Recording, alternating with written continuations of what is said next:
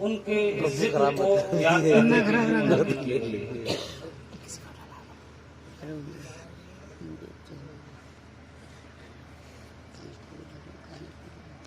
جتنے بھی اللہ والے ہوتے ہیں،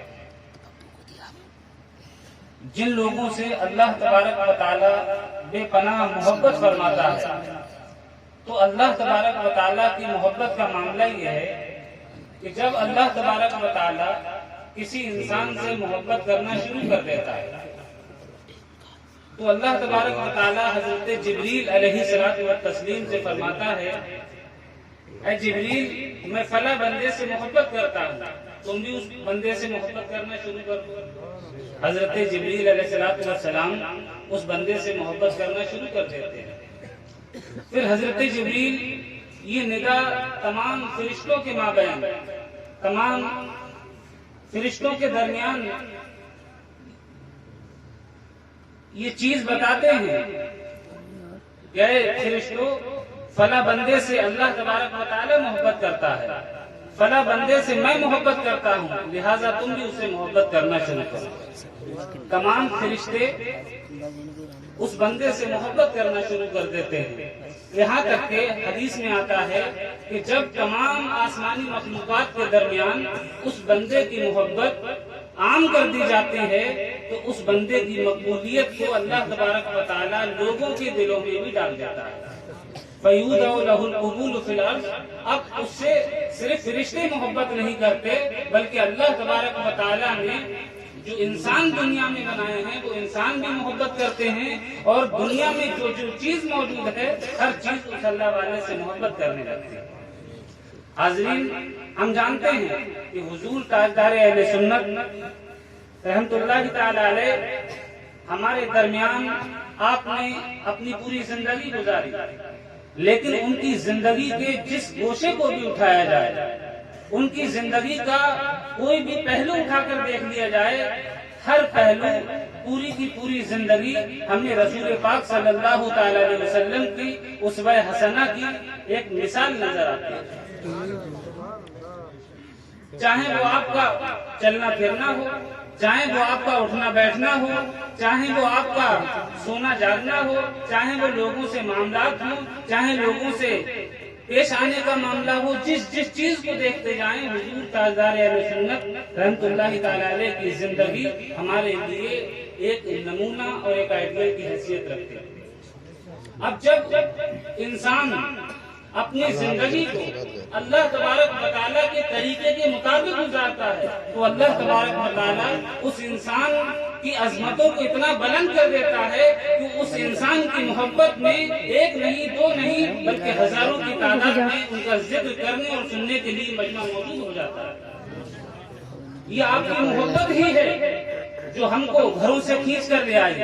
ہم نے گرم بستروں کو چھوڑ دیا، پیاری نیند کو چھوڑ دیا، اس ٹھنڈی کے عالم میں، اس سردی کے موسم میں ہم تمام چیزوں کو چھوڑ کر حضور تاجدار اہل سنت کا ذکر سننے کے لیے یہاں پر جمع ہو، کیونکہ ہم ان سے محبت کرنے والے ہیں، اور یہ محبت کسی اور نے نہیں بلکہ خود اللہ تبارک و تعالیٰ نے ہمارے دلوں میں ڈالی۔ ابو اپنی ویڈیو بنا دی ہے نا۔ جب ہمارا یہاں پر آنا ہوا تو پتہ لگا کہ کئی لوگ تقریر کرنے والے ہیں۔ آپ دیکھ رہے ہیں کہ اساتذہ کرام سے ہمارے دیگر ساتھیوں سے اسٹیج بھرا ہوا ہے، اور الحمدللہ ایک سے ایک بہترین خطیب، ایک سے ایک بہترین مقرر، تو طے یہ ہوا کہ 10-10 منٹ کی تقریریں کر دی جائیں۔ لیکن آپ نے دیکھا کہ نعت میں لوگوں کا جو جمع غفیر لگنا شروع ہوا، اس سے ٹائم بہت زیادہ ہو گیا۔ تو حاضرین، یہ سب چیزیں وہ ہیں کہ اگر کوئی بھی انسان حضور تاجدار اہل سنت رضی اللہ تعالیٰ عنہ پر بولے تو پوری رات ختم ہو جائے گی۔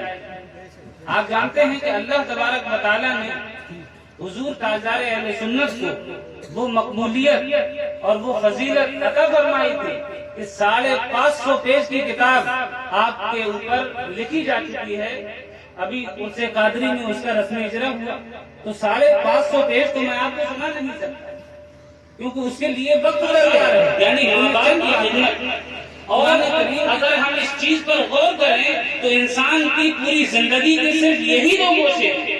انسان دنیا میں آنے کے بعد اللہ کے حقوق کی بجا آوری کرتا رہے اور لوگوں سے اپنے تعلقات کو بہتر رکھے، یہی انسان کی کامیاب زندگی ہونے کی ضمانت دیتا ہے. تو حضور تاجدار اہل سنت اس کے سامنے پورا قرآن کو سناتے نہیں، حدیث کی دفتر کو اس کے سامنے کھولتے نہیں. مرید کو ایسی نصیحت کی جاتی ہے جو آسان لفظوں میں مرید سمجھ بھی جائے اور اس پر عمل کرنے کی بھی کوشش کرے. اور اگر قرآن مجید سے دیکھیں، قرآن مجید میں دیکھیں تو اللہ تبارک و تعالیٰ نے جو حکم فرمایا ہے وہ حکم کیا ہے ذرا سنیں. اللہ فرماتا ہے اعوذ باللہ من الشیطان الرجیم بسم اللہ الرحمن الرحیم وَقَضَىٰ رَبُّكَ أَلَّا تَعْبُدُوا إِلَّا إِيَّاهُ وَبِالْوَالِدَيْنِ إِحْسَانًا. یعنی اللہ تبارک و تعالیٰ نے جب کوئی حکم فرمایا اور فرمایا کہ تمہارے رب نے یہ فیصلہ فرما دیا ہے کہ تم اللہ کے علاوہ کسی کی عبادت نہ کرو، وَبِالْوَالِدَيْنِ إِحْسَانًا، اور اپنے ماں باپ کے ساتھ اچھا سلوک کرو. آپ جانتے ہیں کہ اللہ تبارک و تعالیٰ کی عبادت کیوں کی جاتی ہے؟ دماغ میں ایک سوال پیدا ہوتا ہے، بھئی وہ تو خالق و مالک ہے، اسے کسی کی عبادت کی کیا ضرورت؟ اگر ہم نماز نہ پڑھیں تو کیا اس کی قدرت میں کچھ کمی آ جائے گی؟ اس کی شان الوہیت میں کچھ کمی آ جائے گی؟ نہیں، ہرگز نہیں. بلکہ انسان جو بھی عمل کرتا ہے وہ تمام اعمال انسان کے خود کے فائدے کے لیے ہوتے ہیں. لیکن اس کے باوجود اللہ نے حکم فرمایا ہے وَقَضَىٰ رَبُّكَ أَلَّا تَعْبُدُوا إِلَّا إِيَّاهُ. یہ رب نے فیصلہ کر دیا ہے اگر عبادت کی جائے گی تو اسی ذات وحدہ لا شریک کی جائے گی. اس کی وجہ کیا ہے؟ اس کی وجہ اللہ تبارک و تعالیٰ نے اس سورہ کے اندر جو میں نے خطبے میں پڑھی یعنی سورہ الحمد، میں سمجھتا ہوں کہ سورہ الحمد وہ سورت ہے جس کو ہر انسان پڑھتا ہے. نماز اس کے بغیر مکمل نہیں ہو سکتی. اگر ہم سورہ الحمد کو دیکھیں تو اللہ تبارک و تعالیٰ نے اس سورت میں سب سے پہلے اپنی الوہیت کا ذکر فرمایا، اس کے بعد اپنی ربوبیت کا ذکر فرمایا، اس کے بعد اپنی رحمانیت کا ذکر فرمایا، اس کے بعد اپنی رحیمیت کا ذکر فرمایا، اس کے بعد اپنی مالکیت کا ذکر فرمایا. اور یہ جو ترتیب ہے یہ ترتیب صرف دیکھنے کے لیے نہیں ہے بلکہ ہم کہہ سکتے ہیں کہ اللہ تبارک و تعالیٰ کی تو بے شمار صفات ہیں.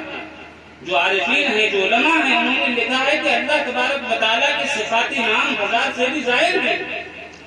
انسان نے ان اسماء کو لکھ دیا، ان صفاتی نام کو تحریر کر دیا جو انسان کے سمجھ میں آ رہے تھے. لیکن جہاں تک انسانی ذہن کی رسائی نہ تھی، جہاں تک انسان کا ذہن نہیں پہنچ سکتا تھا، انسان اللہ کے اسماء کو نہیں لکھ پایا.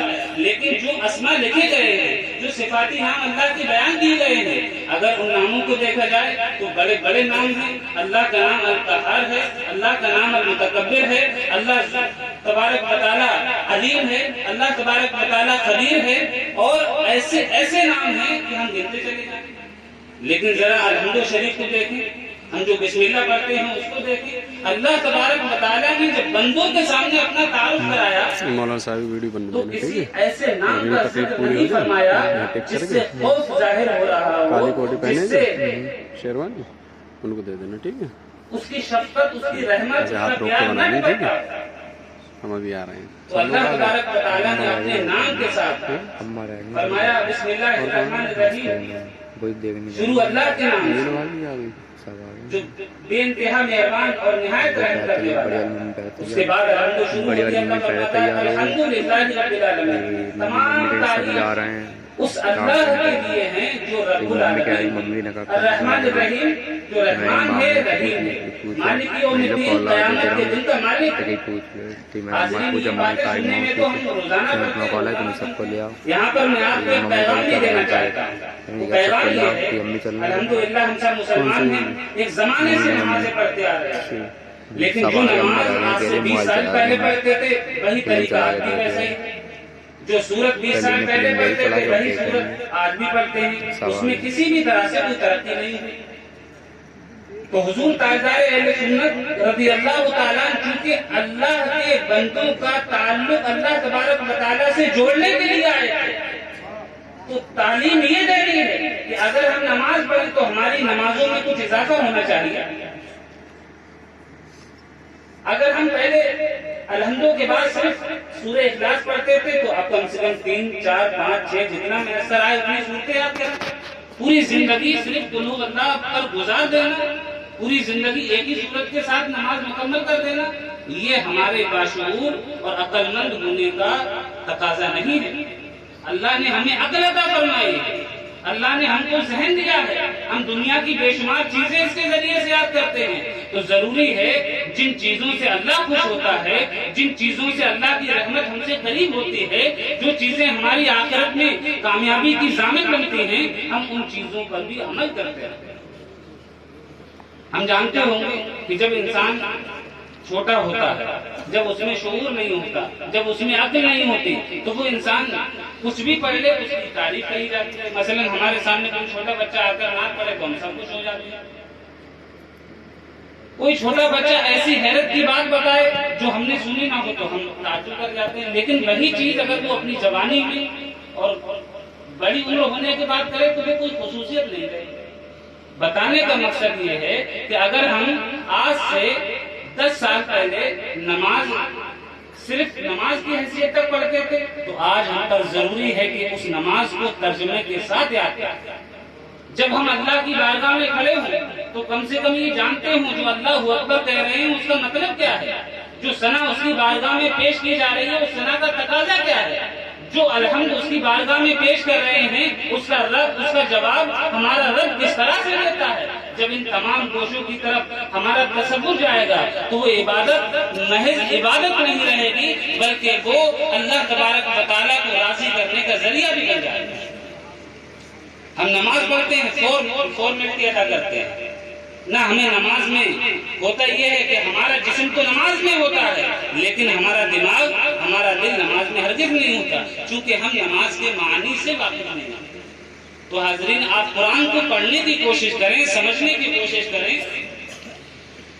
اللہ فرماتا ہے الحمدللہ رب العالمین, تمام تعریف اس اللہ کے لیے جو عالمین کا پیدا کرنے والا ہے.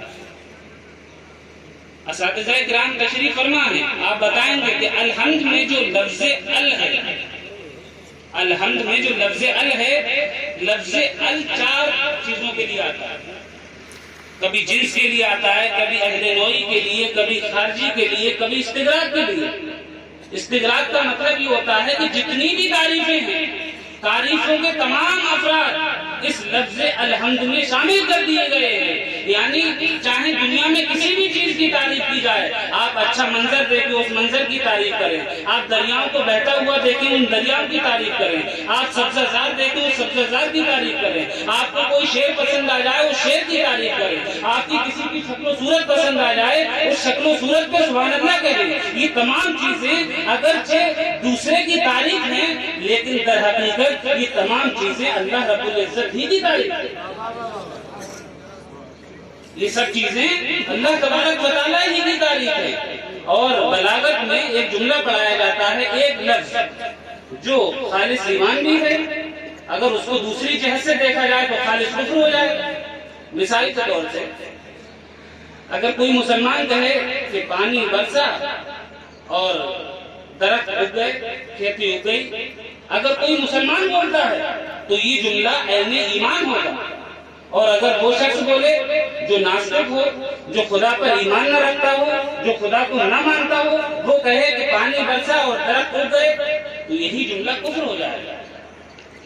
جب اس میں حکمت دیکھی گئی تو حکمت یہ موجود تھی, جب مسلمان کسی بھی چیز کو دیکھتا ہے تو صرف اس چیز کی تعریف نہیں کرتا بلکہ اس چیز کو پیدا کرنے والے کی تعریف کرتا. مسلمان جب تعریف کرے گا کسی دریا کی تو اس کی توجہ اس طرف ہوگی کہ اس دریا کو جاری کرنے والے کی شان کتنی اعلیٰ ہے.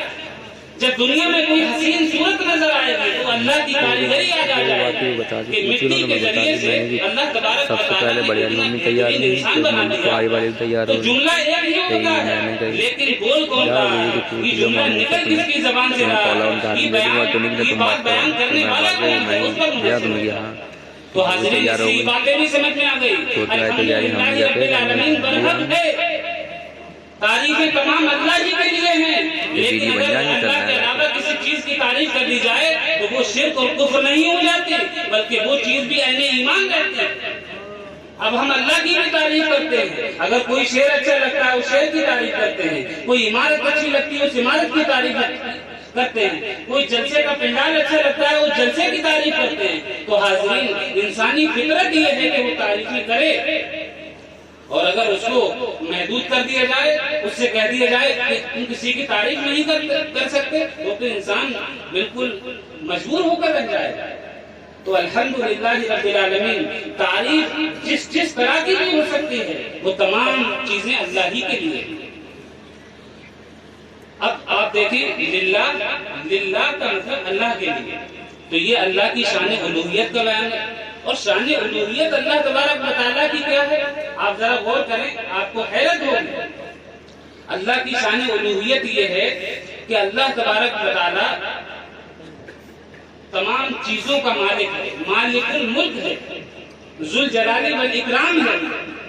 تمام چیزیں دنیا میں اسی نے پیدا کی ہیں، تمام چیزوں کو زندہ اور سلامت وہی رکھتا ہے، اور جب وہ چاہے گا ان تمام چیزوں کو ختم کر دے گا۔ کیا آپ نے قوم لوط کو نہیں دیکھا کہ زمین کو اس کے تہ سے نکال کر آسمانوں میں جا کر پلٹ دیا؟ کیا آپ نے قوم سمود اور قوم عاد کے واقعات نہیں سنے؟ اللہ تبارک و تعالیٰ نے ان قوموں کو بالکل نیست و نابود فرما دیا۔ کہ آپ نے قوم نوح کے بارے میں نہیں سنا؟ اللہ تبارک و تعالیٰ نے پوری دنیا کو کشتی کے علاوہ غرق کر دیا تھا، پوری دنیا ختم ہو گئی تھی۔ وہ اتنا عظیم خدا ہے جس کے کنٹرول کے باہر دنیا کی کوئی چیز نہیں ہے، لیکن جب وہ اپنا تعارف کراتا ہے تو تعارف اپنا غضب کی چیزوں سے نہیں کراتا، بلکہ اپنا تعارف لفظ رحمان اور لفظ رحیم سے کراتا ہے۔ وہ مہربان ہے، اس کا اصلاً بندوں سے جو تعلق ہے، اس کا بندوں سے جو رابطہ ہے وہ غضب کا رابطہ نہیں ہے بلکہ رحمت کا رابطہ ہے۔ اس لیے ہم دیکھیں گے اللہ فرماتا ہے بسم اللہ الرحمن الرحیم الحمدللہ رب العالمین۔ اللہ نے جہاں اپنی الوہیت کا ذکر فرمایا وہی فرمایا یہ رب العالمین ہے، تمام عالموں کو یہی پروردگار، یہی کھلاتا پلاتا ہے، یہی چلاتا ہے۔ تو حاضرین، ہم دیکھیں کہ دنیا کے انسان، مثال کے طور سے دنیا میں کوئی بہت مالدار ہو، دنیا میں کوئی بہت بڑا ہو، اگر وہ ہم سے ناراض ہو جائے تو ہمیں منانے کے لیے اس سے سینکڑوں دن لگ جاتے ہیں، لیکن اللہ تبارک و تعالیٰ سب سے بڑا، اس سے بڑا کوئی نہیں ہو سکتا، لیکن اس کو منانے کے لیے اتنا زیادہ وہ کرنے کی ضرورت نہیں پڑتی۔ انسان کے دل سے ایک اشک ندامت نکل جائے، اللہ تبارک و تعالیٰ راضی ہو جایا کرتا ہے۔ اگر انسان اللہ کی بارگاہ میں سر و سجود ہو جائے، اللہ تبارک و تعالیٰ راضی ہو جایا کرتا ہے۔ اگر انسان اللہ کی بارگاہ میں توبہ کر کے چلا جائے، اگرچہ کتنے ہی سال گناہ کرتا رہا ہو، اللہ تبارک و تعالیٰ راضی ہو جاتا ہے۔ تو حاضرین، کیونکہ وہ رب العالمین ہے، اسی نے دنیا کو پیدا کیا ہے، وہی دنیا کو چلاتا ہے۔ اور آپ کو ایک بات اور بتا دوں، جو عالم ہوتا ہے، عالمین، عالم مانا دنیا، دنیا ایک ہے عالمین۔ اللہ تبارک و تعالیٰ جہاں عالمین کا رب ہے وہی مالک یوم الدین بھی ہے، روز جزا کا مالک ہے۔ تو یہاں پر ایک لفظ عالم ہے اور ایک لفظ یوم ہے۔ علماء کرام نے فرمایا عالم اس کو کہتے ہیں جہاں تک اللہ تبارک و تعالیٰ کی زمین ہے، جہاں پر اسپیس ہو، جہاں پر زمین ہو، مشرق مغرب شمال جنوب اوپر نیچے، یہ تمام چیزیں عالم میں آتی ہیں۔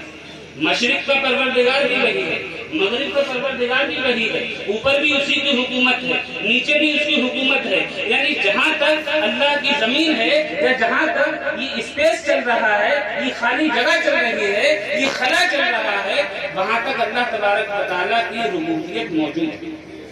اور مالک یوم الدین سے اللہ نے یہ نظریہ دیا کہ جس طرح اللہ کا اختیار، اللہ تبارک و تعالیٰ کا کنٹرول تمام جگہوں پر ہے، اسی طرح اللہ کا کنٹرول تمام زمانوں پر بھی ہے۔ یوم کے اندر ماضی بھی آ گیا، موجودہ بھی آ گیا اور آنے والا زمانہ بھی آ گیا۔ یعنی اللہ تبارک و تعالیٰ ایسا مالک ہے کہ زمین پر بھی اس کا اختیار ہے، آخرت میں بھی اس کا اختیار ہے، پچھلے زمانے پر بھی اسی کا اختیار تھا، اگلے زمانے پر بھی اسی کا اختیار ہے۔ اور حاضرین، چونکہ مجھ کو بات کرنی تھی اہدنا الصراط المستقیم، اللہ تبارک و تعالیٰ نے در حقیقت سورہ حمد کے اندر، سورہ فاتحہ کے اندر، یہ جو میں نے آیت پڑھی اہدنا الصراط المستقیم، یہ سورہ فاتحہ کی ایک آیت ہے۔ سورہ فاتحہ کو الگ الگ ناموں سے جانا جاتا ہے۔ اس کو سبع مثانی کہا گیا، اس کو سورہ شفا کہا گیا، اس کو سورہ الحمد کہا گیا، لیکن اس سورت میں اللہ تبارک و تعالیٰ نے پورے قرآن مجید کا خلاصہ رکھ دیا۔ ہم سب جانتے ہیں کہ جب کوئی کتاب لکھی جاتی ہے تو کتاب بہت ضخیم ہوتی ہے، تو لکھنے والا کتاب کے شروع میں مقدمے کے نام سے اس کتاب کا خلاصہ بیان کرتا ہے، تاکہ اگر پوری کتاب کوئی نہ پڑھ سکے تو کم سے کم اس کو پڑھ لے اور سمجھ جائے اس کتاب کے اندر کیا لکھا ہوا ہے۔ تو جو قرآن مجید ہے، قرآن مجید میں جتنی چیزیں بیان کی گئی ہیں، اللہ تبارک و تعالیٰ نے اختصار کے ساتھ سورہ فاتحہ میں رکھ دیا، سورہ الحمد میں رکھ دیا۔ اب ہم نے دیکھا کہ سورہ الحمد میں کیا ہے؟ سب سے پہلے اللہ کی الوہیت کا ذکر ہے، اس کی ربوبیت کا ذکر ہے، اس کے مالک یوم الدین ہونے کا تذکرہ ہے، اس کے رحمان الرحیم ہونے کا تذکرہ ہے۔ اس کے بعد جب بندہ اتنی چیزیں کہہ لیتا ہے تو کہتا ہے ایاک نعبد و ایاک نستعین، اے پروردگار ہم تیری ہی عبادت کرتے ہیں اور تجھی سے مدد طلب کرتے ہیں۔ اچھا، یہ مسئلہ بھی بہت اہم ہے۔ بعض لوگ اعتراض کر دیتے ہیں کہ اللہ کے علاوہ سے مدد مانگنا شرک ہے۔ ابھی میں نے بتایا، ایک جملہ آپ کے سامنے پیش کیا ہے، چھوٹا سا جملہ اگر ہم اپنی زبان سے نکالتے ہیں کہ آسمان سے پانی برسا اور کھیتی ہو گئی، اگر یہ جملہ کوئی کافر بولے تب یہ جملہ شرک اور کفر کہلاتا ہے، لیکن جب مسلمان بولتا ہے تو یہ جملہ شرک نہیں ہوتا، کیونکہ مسلمان جانتا ہے یہ جو پانی آسمان سے برس رہا ہے یہ خود نہیں برس رہا ہے، بلکہ اس کو برسانے والا خالق و مالک موجود ہے، اس بارش کو اتارنے والا رب موجود ہے، تو یہ جملہ عین ایمان بن جاتا ہے۔ اب انسان اگر اللہ کے علاوہ کسی سے مدد چاہتا ہے تو وہ اس مدد کو کسی غیر کی مدد نہیں سمجھتا، بلکہ عین اللہ کی مدد سمجھتا ہے۔ اچھا، ہم اس کو ایاک نعبد، اے پروردگار ہم صرف تیری عبادت کرتے ہیں، تو عبادت صرف اور صرف اللہ ہی کی جاتی ہے، لیکن ذرا عبادت کے اندر جھانک کر دیکھیں۔ آپ سورہ فاتحہ پڑھیں گے، سورہ فاتحہ میں بھی آپ کو ذکر محمد مل جائے گا۔ آپ کوئی ایسی صورت منتخب کر لیں جس میں حضور ہی کی صفات کا تذکرہ ہو، حضور ہی کی شان بیان کی گئی ہو، تو اگرچہ یہ عبادت ہے لیکن اس عبادت میں رسول پاک صلی اللہ علیہ وسلم کا تذکرہ ہے۔ آپ نے انا اعطیناک الکوثر شروع کر دیا، آپ نے انا ارسلناک شاہدا ومبشرا ونذیرا شروع کر دیا، آپ قرآن جیسے کو کچھ بھی پڑھ سکتے ہیں۔ اچھا، یہ تو نماز ہے، اس کے پیچھے آ جائیں اذان۔ اذان نماز کی دعوت ہے اور یہ بھی ایک دعا ہے۔ اذان پڑھنے پر بھی ہم کو ثواب ملتا ہے۔ آپ اللہ اکبر کہنے کے بعد جو چیز آتی ہے اللہ کی شہادت دینے کے بعد اشہد ان محمد رسول اللہ، اس میں بھی رسول پاک صلی اللہ علیہ وسلم کا تذکرہ۔ مطلب کہنے کا یہ ہے کہ عبادت اللہ ہی کی ہوتی ہے، لیکن اس عبادت کے اندر بھی محمد رسول اللہ کا، اللہ کے نیک بندوں کا تذکرہ ضرور ملتا ہے۔ ہم تشہد میں گئے، السلام علیکم ایھا النبی ورحمۃ اللہ وبرکاتہ، السلام علینا وعلی عباد اللہ الصالحین، ان تمام میں رسول پاک صلی اللہ علیہ وسلم کا ذکر ہے، اور رسول پاک صلی اللہ علیہ وسلم کے ساتھ ساتھ اللہ کے صالحین بندوں کا ذکر ہے۔ تو جب عبادت اللہ کے علاوہ سے خالی نہیں ہے، عبادت کے اندر بھی اللہ کے علاوہ دوسرے شامل ہیں، ان کا تذکرہ آتا ہے، تو مطلب یہ ہے کہ جب ہم مدد چاہیں گے تو وہ مدد حقیقتاً اللہ ہی کی مدد ہوتی ہے، لیکن اگر کسی کا نام لے دیا جائے تو وہاں تصور مسلمان کا یہی ہوتا ہے کہ اللہ کا اتنا قریبی ہے، اللہ اس کے ہاتھ بن جاتا ہے، اللہ اس کے پاؤں بن جاتا ہے، اللہ اس کی زبان کو کبھی ناکام نہیں فرماتا، اس سے مانگنا بھی در حقیقت اللہ ہی سے مانگنا۔ اسی بنیاد پر ہم جائز قرار دیتے ہیں کہ اللہ تبارک و تعالیٰ کے اولیاء سے، اس کے محبین سے، اس کے مقربین سے مانگنا یہ در حقیقت خدا ہی سے مانگنا۔ اچھا حاضرین، سب سے پہلے ہم یہ بات دیکھیں کہ سورہ فاتحہ جب ہم نے ایاک نعبد و ایاک نستعین کہہ دیا، اس کے بعد جو ہم دعا مانگتے ہیں اللہ تبارک و تعالیٰ سے، وہ دعا یہ ہوتی ہے اہدنا الصراط المستقیم، اے پروردگار ہم کو سیدھے راستے پر چلا۔ سیدھا راستہ تو ہونا یہ چاہیے تھا یہ راستہ اللہ کا راستہ ہوتا، اور راستہ اسے کہتے ہیں جس پر چلا جائے. راستہ کسے کہتے ہیں؟ جس پر چلا جائے. اللہ تو چلنے سے پاک ہے، اللہ تو چلنے سے پاک ہے. تو وہ چلنا کس کا معتبر ہوگا؟ اس راستے پر کون چلا ہو، اس راستے پر کون گزرا ہو. کون سا راستہ صراط مستقیم کہلائے گا، کون سا راستہ اللہ کا راستہ کہلائے گا؟ تو اللہ خود ہی اس کی وضاحت فرماتا ہے. صراط الذین انعمت علیہم، کہ اللہ کا راستہ حقیقتاً صراط مستقیم حقیقتاً وہ راستہ ہے جس پر ان لوگوں کا راستہ ہے جن بندوں پر اللہ تبارک و تعالیٰ نے انعام فرمایا. الذین انعمت علیہم، اے پروردگار ان لوگوں کا راستہ چلا جن پر تو نے انعام فرمایا. اور یہ منعم علیہم جن پر انعام کیا گیا وہ کون ہیں؟ اللہ نے ایک دوسری سورہ میں اس کی وضاحت فرمائی. 20 منٹ اولئک مع الذین انعم اللہ علیہم من النبیین والصدیقین والشہداء والصالحین، کہ اللہ کے انعام یافتہ بندے جو ہیں وہ انبیاء کرام ہیں، وہ صدیقین ہیں، وہ شہداء ہیں، وہ صالحین ہیں. یہ چیزیں بظاہر تو آپ کو چار نظر آئیں، ایک انبیاء، ایک صدیقین، ایک شہداء، ایک صالحین. اگر ان کو کم کر کے دیکھیں تو صرف دو ہیں، ایک اللہ کے نبی ہیں اور دوسرے صراط مستقیم پر چلنا ہے. لوگ آپ یا تو نبیوں والا طریقہ پکڑو یا پھر ولیوں والا طریقہ پکڑو. یہ نبیوں اور ولیوں والا طریقہ الگ الگ نہیں ہے، ان دونوں کے راستے کو اللہ تبارک و تعالیٰ نے صراط مستقیم سے تعبیر کیا. آج ہم بیٹھ کر جو حضور تاجدار اہل سنت کا ذکر کر رہے ہیں، ان کے طریقے پر چلنے کی کوشش کر رہے ہیں، تو یہ چیز بھی اللہ تبارک و تعالیٰ کے حکم کے عین مطابق ہے. اللہ فرماتا ہے وَاتَّبِعْ سَبِيلَ مَنْ أَنَابَ إِلَيَّ، اے لوگوں پیروی اس کی کرو جو پوری دنیا سے کٹ کر اپنے رب کی طرف متوجہ ہو گئے. پوری دنیا سے کٹ کر اپنے رب کی طرف متوجہ ہو گیا.